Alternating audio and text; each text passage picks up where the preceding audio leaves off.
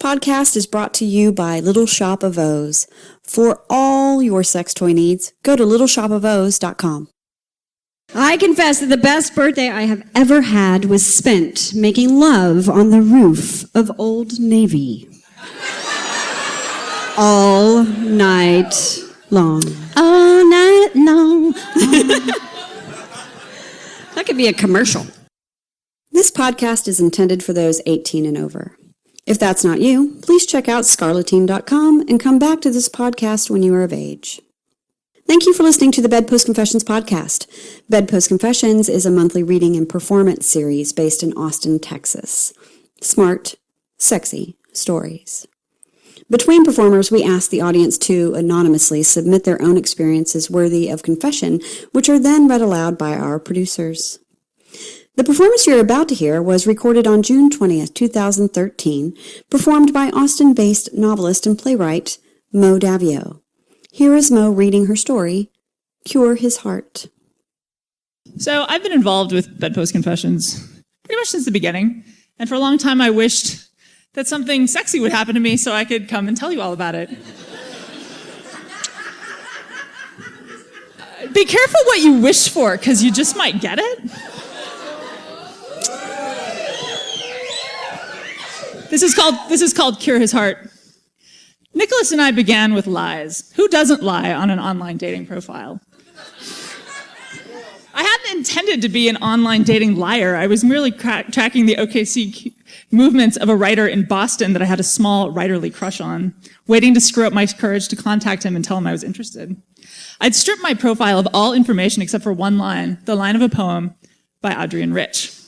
I listed my location as Cambridge, Massachusetts, 800 miles away from my apartment in Ann Arbor, Michigan, where I lived alone even though I was married to a man I hadn't lived with in years. And frankly, I was irritated by these OKC idiots who were desperate and clueless enough to respond to a profile that said nothing more than diving into the wreck. I almost didn't write back to this clueless dipshit, obviously desperate for some attention from any female he could get to talk to him. But for some reason, I chose to respond to this person with a link to the poem Diving into the Wreck. And he wrote back and said that he'd been at St. Peter's the night that Ann Waldman had recorded the audio link on the link that I'd sent, that particular house of literary worship he'd written, appealing to my very smart, very verbal sensibility. And I confessed to this stranger that I had lied, that I wasn't in Boston, and I felt horrible about the lies, but then he wrote that, quote, lies make the internet dating world go around. Truthfully, though, I kept writing to him because he sounded smart and because his profile said he was looking for a woman who was dominant in the bedroom. And he kept writing to me because in my quiz answers, I'd confessed that I was interested in the BDSM practice of verbal humiliation. He told me his secrets, and I told him mine. Without lies, Nicholas and I never would have found each other. Lies are easy. Lies are pretty. Truth is hard. Truth is ugly. But they say truth is beauty, and beauty is truth. As a fiction writer, I spin pages and pages of lies that are meant to lead the reader to some form of truth. I value the truth. I eroticize the truth. Nicholas and I had a 99% match. My truth was this. I was married unhappily. My marriage was long distance, longer than I'd intended to be married long distance, and it had never been sexually satisfying, at least on my end. I wanted sex to be endless adventure and connection and physical exploration. But I'd married that rarest of men, the one who didn't care much for sex, failed to find in it obsession or pleasure. He was a dear man and wanted to be a good husband, though, and would occasionally oblige me. Oblige comes from the word obligation, though, and sex and obligation make a depressing combination. I knew my husband loved me, but he didn't want me. Over time, my pleasure became his chore, and I felt the difference between want and longing and perfunctory performance in the service of expectation. His rejection of my advances grew more frequent and then more vehement until finally I learned to stop asking. 2 years after I'd left our home together to go to graduate school on my own, I told my husband over the phone that I had a profile on OkCupid and was looking for sex outside the marriage, which he approved of, but only as a concession so I wouldn't leave. Nicholas and I wrote to each other about sex, about what we wanted, slowly at first and then frequently and passionately. In a series of emails written over the course of only a few days, we set about imagining our first domination submission scene, what he wanted me to do to him and what I wanted to do to him and what he wanted me to do to him. Blah. Blah. Whew. What we both found sexy, put forth in words, plainly and without shame. As we planned it, our scene would go down like this. I would sidle up to him with all 6 feet of my height and throw him down. Sit on his face, slap him and call him my little bitch. Make him eat me out front and back, smack him, spank him, call him a filthy slut, fuck him in the ass with a strap on, transform him with my firmness into the decisive and masculine man I knew he could be with the right amount of discipline. In return, he would make me come until I was sore. He told me over the phone that he would jerk off with thoughts of me in his head and say my name out loud when he came. I would be his dear mistress, and like the famous Velvet Underground lyric, I would cure his heart. But truly, Nicholas was curing mine. After years in a sexually desolate marriage, his personal, erotic, confessional brand of sexual attention tore through me and opened me like a fragile flower. In a few short days, he'd shown me everything my marriage lacked, everything I knew in my bones it would never have. I read his emails and I felt desired and feminine, powerful and horny as hell. I reread his letters over and over with my Hitachi magic wand purring against my crotch. And imagined myself slapping him, holding him, grabbing his hair, fucking him, possessing him. Everything I wanted. Exotic sex, mostly. But mostly with sex with a man who would never, ever, ever, ever tell me no. Even if he and I never met up to do these things to each other, I had decided that this boy had been placed in my life for a reason. He was, at bare minimum, a strange angel, forcing me to see the truth. I wanted to be a dom, and it was time to leave my husband. Nicholas dumped me the day before Valentine's Day. We began Skyping and talking on the phone and found that we shared a great connection that went beyond our matching desires for kinky sex. We could also be peers that talked about music and literature and current events. He was someone I could see dating, with or without the dom stuff. And so I was sad and confused when the following message arrived the morning after one of our sexy little chats. I think you're pretty swell. Actually, I think you're great. We seem to have a nice connection. Because of that, I feel a little overwhelmed about us. I had no intention of meeting someone who I thought was compelling outside my narrow hunt for slightly exotic sex. Oddly, I did.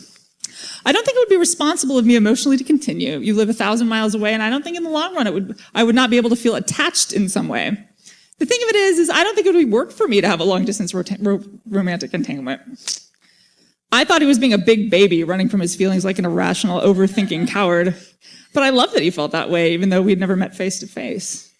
But he meant it. He deleted his OkCupid profile shortly after and did not respond to my email asking him to reconsider. You gotta be careful with submissive friend, my best friend Julie told me after I explained the situation to her. Julie. Holla. Men who buck the narrative of male power. There's a lot of shame in that, Julie explained. Perhaps it got too real for him. He could finally show his true sexual self to an attractive woman who found it hot and affirmed him rather than freaked out. It might have been a difficult emotional place for him, and he couldn't risk a face-to-face rejection. But I adored him, I explained, hoping she'd give me some tidbit of information that would help me win him back. I respected him for his desire to submit. He's such a fucking baby! Yes. Or maybe he has a girlfriend he's hiding, Julie offered. A few days after Valentine's Day, I was back on OkCupid half-heartedly looking for a new submissive boy to get my mind off Nicholas.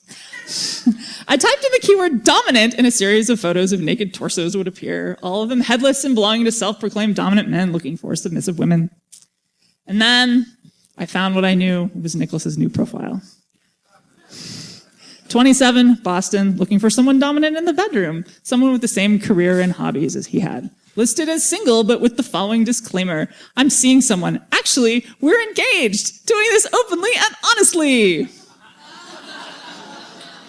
I immediately called Julie with a code blue. That little shit, she said. Confront him.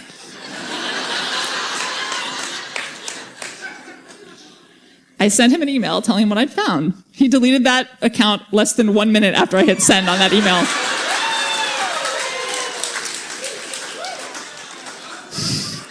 Minutes later, he wrote back and said he was sorry for lying to me. But yes, he was engaged, that he was sorry. He was an asshole. He fucked up. I told him not to marry someone who didn't share his kink and that he'd hurt me and fuck him. He apologized again and again and again like a little fucking baby bitch. I wanted to slap him, but for real. Oh, Nicholas said it himself. Lies make the internet dating world go round. A thorough audit of all our emails and chats showed that he was engaging in the fantasy of being single. He lied to me straight up about being single, and it took me about 1 minute on Facebook to find out that there really was a fiancé. He and I had even discussed what might happen if our relationship went beyond our planned weekend of face-sitting and humiliation. He sent me articles about female-led relationship models that he found attractive. He told me that he was, quote, not interested in being anything but an equitable lover, friend, partner, whatever, etc. And if it does go past our weekend, I would want our relationship to be equitable and supportive. I didn't know if he was really seeking sex outside his relationship with the consent of his lady friend, and I had no reason to believe anything he said anymore. And in a lot of ways, that particular truth didn't matter. He'd led me on in the worst possible way. But the more I sat with the truth, the more I began to wonder. He left a trail, after all, a large, strange, dirty online trail with messages sent from his work email. He crossed a line that a person in an open relationship wouldn't have crossed. He was being sloppy, like a man that wanted to get caught.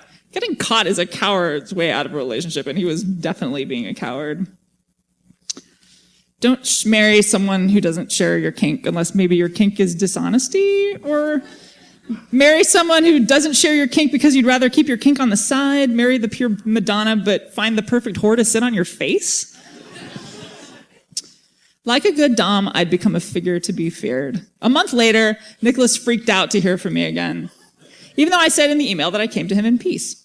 I asked him to meet me for coffee the following week when I would be in Boston for a conference, and he said sure, but he had doubts. He asked a million questions, all designed to assuage his fear. He knew that he'd wronged me and been a big liar, so what did I want with him? I wanted to look into his eyes mostly, because I'd developed feelings for him. These feelings were probably nothing more than a toxic mixture of loneliness and misdirected adoration for the first man who'd paid me sexual attention in a decade and actually seemed to mean it. But they were feelings, and they felt a lot better than feeling my impending divorce. I wanted to be a phoenix, and I had chosen Nicholas to be my ash. I thought that in person I could ascertain whether or not he really meant it when he told me I was sexy. I wanted to verify he really did jerk off to me, his cock engorged with thoughts of me as he sat at his desk at work. I wanted all that to be real. And I didn't want to believe that I'd been emotionally scammed by someone, that there was a kernel of truth to what he had told me. I decided to take pity on him, acknowledge how big a role shame might have played in his actions. He apologized profusely, assured me he cut and ran because he really did have feelings for me, and told me he thought I was swell. I explained I just wanted some closure. But really, I wanted to slap him and force his head between my legs. I flew to Boston, fully intending to dom my way back in.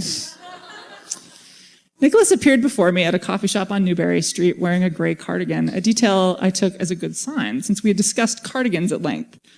I find men in cardigans astonishingly sexy. And he assured me that he owned at least 7.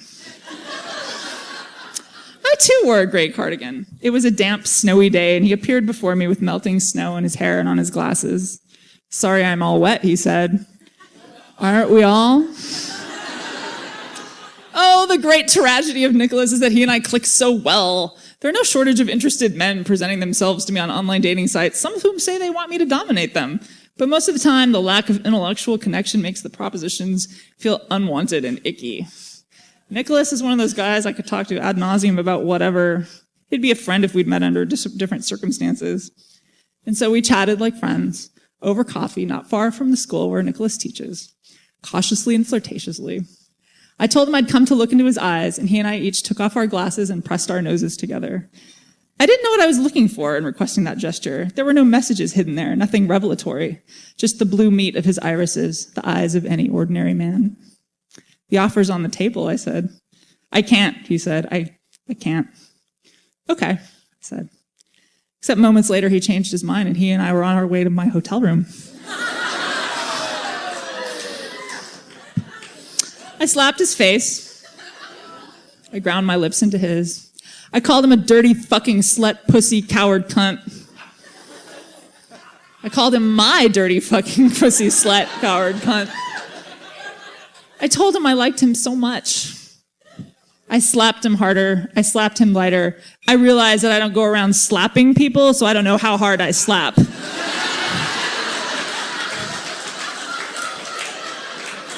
It was slap trial by fire.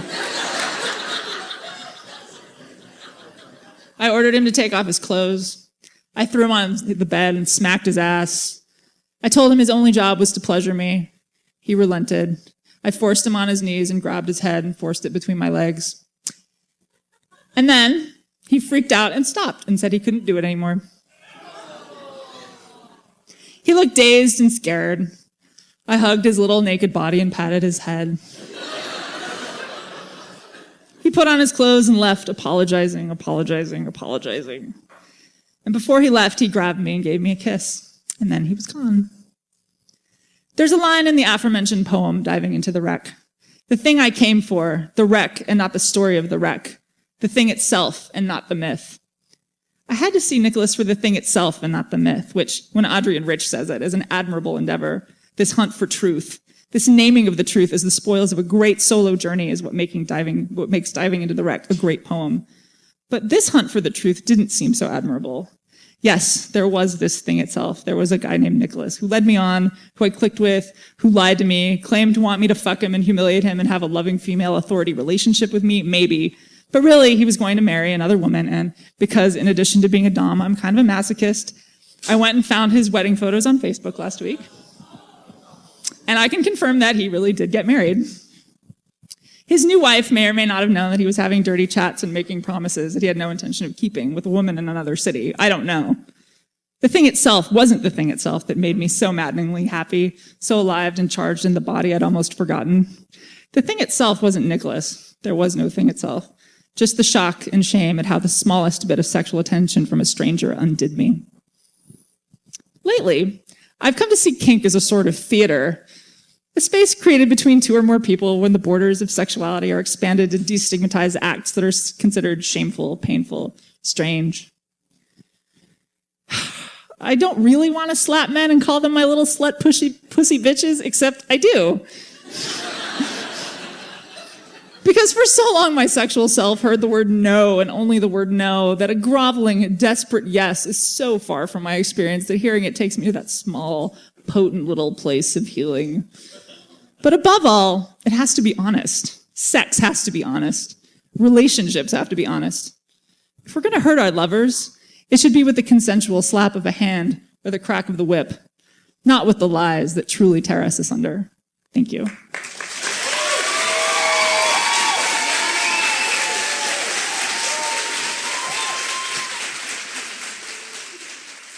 Mo Daviau is a novelist, playwright, and solo performer. She recently earned her MFA in fiction writing from the University of Michigan and is very happy to be back in Texas. BedPost Confessions is produced by me, Sadie Smythe of that'swhatsadiesaid.com, Mia Martina of miaontop.com and the I Want Your Sex podcast, and Julie Gillis of juliegillis.com. Podcast audio production by Ian Danskin, innuendostudios.com. You can find more information about BedPost Confessions and links to all of our websites and upcoming shows at bedpostconfessions.com. You can also confess with us at BedPost Confessions on Facebook and BedPost Confess on Twitter. Until next time, we leave you with a few more confessions from our audience. I confess when I was 19, I sent a photo to Hustler and they published it. The fantasy was to do it on a motorcycle. The apartment manager where I lived saw it and put a toy motorcycle in my mail. 30 years later, I'm still waiting to fulfill the fantasy. Aww. I confess, I've always wanted someone in a Gumby costume. Wasn't expecting that, Sadie. To take advantage of me sexually. It's a perfectly acceptable fantasy. Yes, it is. It scares me, but I go for it. I confess, a friend and I are being paid $10,000. Let's just think about that for a second. To pee in a doctor's mouth. He has a fetish for it, and we are broke bitches, so... Would you please see me after the show? I pee all the time. So, I mean, This podcast has been brought to you by Little Shop of O's. For all your sex toy needs, go to littleshopofos.com.